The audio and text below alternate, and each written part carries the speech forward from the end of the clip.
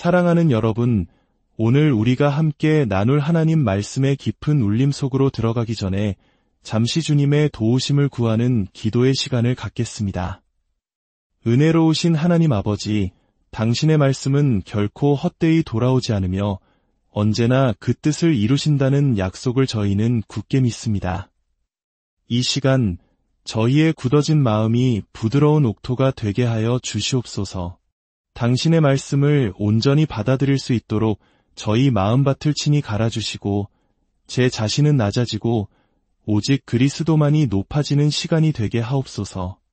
겸손한 마음과 담대한 영으로 당신의 말씀을 선포하게 하시고 듣는 모든 이에게는 들을 수 있는 귀를 허락하여 주시옵소서. 오늘 이 이야기가 여러분의 마음의 은혜로 다가온다면 구독과 좋아요를 통해 이 은혜를 더 많은 이들과 함께 나누는 일에 동참해 주시길 부탁드립니다.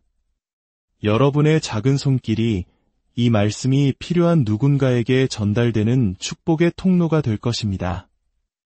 이 말씀을 듣는 모든 분들의 삶에 하나님의 평안과 축복이 가득하기를 기도합니다. 우리 주 예수 그리스도의 이름으로 기도드립니다. 아멘. 성경 신약의 첫 번째 책 마태복음 25장을 펴주시길 바랍니다. 오늘 우리는 마태복음 25장 14절부터 30절까지의 말씀을 통해 우리에게 익숙하면서도 늘 새로운 깨달음을 주는 달란트 비유에 대해 깊이 묵상해 보고자 합니다. 이 비유가 전해진 때는 예수님께서 십자가에 못 박히시기 바로 전 고난 주간이었습니다. 성전을 중심으로 수많은 가르침을 베푸시던 때였죠. 예수님께서는 제자들에게 말씀하십니다. 이틀이 지나면 유월절이라 이제 곧 당신의 마지막 때가 다가오고 있음을 암시하신 것입니다. 이 긴박한 시간 속에서 예수님께서는 두 아들의 비유, 악한 포도원 농부의 비유, 혼인잔치의 비유, 열 처녀의 비유, 그리고 오늘 우리가 나눌 달란트 비유까지 마치 유언처럼 중요한 가르침들을 쏟아내셨습니다. 그럼 이제 저와 함께 말씀을 읽어내려가 보겠습니다. 또 어떤 사람이 타국에 갈 때 그 종들을 불러 자기 소유를 맡김과 같으니 각각 그 재능대로 한 사람에게는 금 5달란트를, 한 사람에게는 2달란트를, 한 사람에게는 1달란트를 주고 떠났더니 5달란트 받은 자는 바로 가서 그것으로 장사하여 또 5달란트를 남기고 2달란트 받은 자도 그같이 하여 또 2달란트를 남겼으되 1달란트 받은 자는 가서 땅을 파고 그 주인의 돈을 감추어 두었더니 오랜 후에 그 종들의 주인이 돌아와 그들과 결산할세 5달란트 받았던 자는 5달란트를 더 가지고 와서 이르되 주인이여 내게 5달란트를 주셨는데 보소서 내가 또 5달란트를 남겼나이다. 그 주인이 이르되 잘하였도다 착하고 충성된 종아 내가 적은 일에 충성하였음에 내가 많은 것을 내게 맡기리니 내 주인의 즐거움에 참여할지어다 하고 2달란트 받았던 자도 와서 이르되 주인이여 내게 2달란트를 주셨는데 보소서 내가 또 2달란트를 남겼나이다.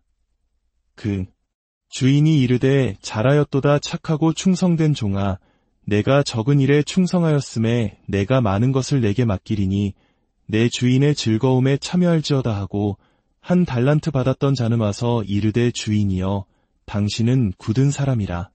심지 않은 데서 거두고 해치지 않은 데서 모으는 줄을 내가 알았으므로 두려워하여 나가서 당신의 달란트를 땅에 감추어 두었었나이다.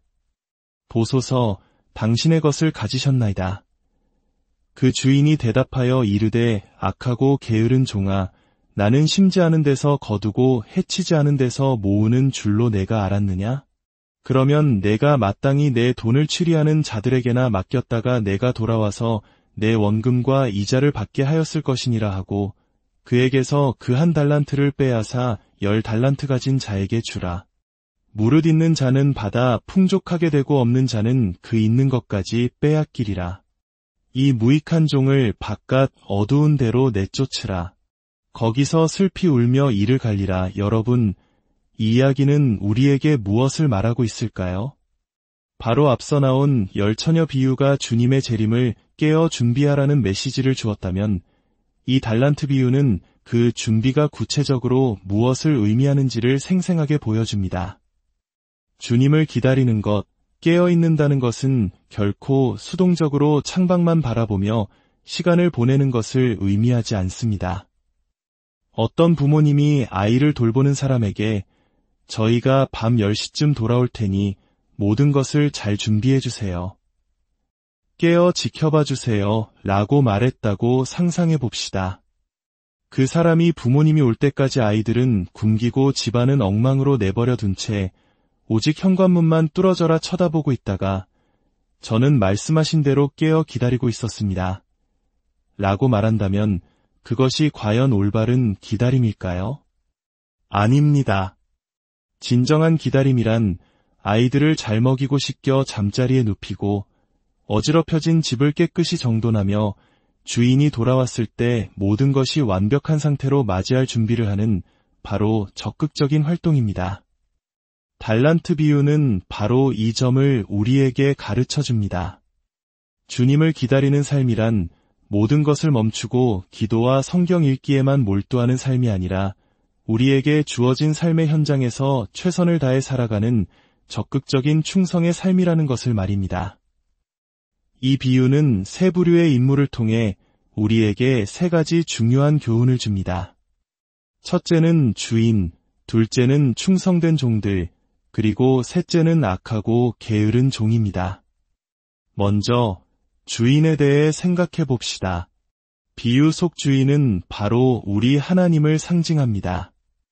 주인은 종들에게 자신의 소유, 즉 달란트를 맡깁니다. 여기서 달란트는 우리가 흔히 생각하는 재능이나 소질을 의미하지 않습니다. 당시 달란트는 엄청난 액수의 화폐 단위였습니다. 한 달란트는 평범한 노동자가 약 20년간 벌어야 모을 수 있는 돈, 오늘날의 가치로 환산하면 수십억 원에 달하는 거액입니다. 따라서 달란트는 단순한 재능이 아니라 하나님께서 우리에게 맡기신 기회, 즉 주님을 섬길 수 있는 모든 종류의 자원과 기회를 상징합니다. 그것은 물질일 수도 있고 시간일 수도 있으며 우리가 가진 지식이나 영향력, 심지어는 우리가 맺고 있는 관계일 수도 있습니다. 주목할 점은 주인이 모든 종에게 똑같은 양을 주지 않았다는 것입니다. 5, 2, 1, 각자의 재능에 따라 다르게 맡겼습니다. 이는 우리 삶의 현실을 그대로 반영합니다. 우리 모두는 하나님 앞에서 동등하게 존엄한 존재이지만 우리에게 주어진 기회와 능력은 저마다 다릅니다. 이 사실은 우리에게 두 가지 태도를 요구합니다. 만약 여러분이 남들보다 더 많은 기회, 즉 5달란트를 받았다고 생각한다면 교만하지 말고 감사함으로 그것을 지혜롭게 투자해야 합니다. 그것은 나의 능력이 아니라 주인의 은혜이기 때문입니다. 반대로 내가 받은 것이 2달란트나 1달란트에 불과하다고 느끼며 낙심하고 있다면 다른 사람과 비교하며 시기하거나 좌절해서는 안 됩니다. 우리 한국 사회는 유독 남과 비교하는 문화가 강합니다. 누가 더 좋은 학교에 갔는지, 누가 더 좋은 집에 사는지 끊임없이 비교하며 스스로를 불행하게 만들곤 합니다. 하지만 하나님은 우리를 그렇게 보지 않으십니다. 하나님께서는 우리에게 5달란트를 주셨든 1달란트를 주셨든 그 양으로 우리를 평가하지 않으십니다. 중요한 것은 우리가 받은 것을 가지고 무엇을 했는가입니다. 두 번째 교훈은 충성된 종들에게서 배울 수 있습니다. 그들은 주인이 떠나자 바로 가서 장사를 했습니다. 즉각적이고 열정적인 순종이었습니다. 그들은 주인이 맡긴 기회를 소중히 여기고 이윤을 남기기 위해 적극적으로 노력했습니다. 그리고 마침내 돌아온 주인 앞에 섰을 때 그들은 똑같은 칭찬을 듣습니다. 잘하였도다. 착하고 충성된 종아. 내가 적은 일에 충성하였으니 내가 더 많은 것을 내게 맡기겠다.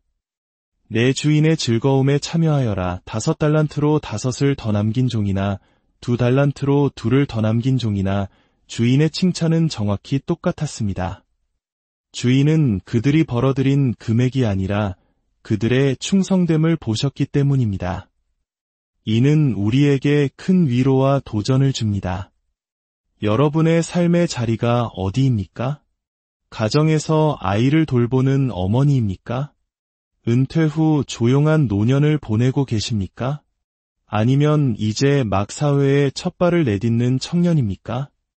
여러분의 영향력이 세상의 기준으로 볼 때 얼마나 크고 작은지는 중요하지 않습니다. 하나님은 여러분 각자에게 맡겨진 고유한 달란트, 즉 기회들이 있음을 아십니다. 그리고 그 자리에서 충성하기를 원하십니다.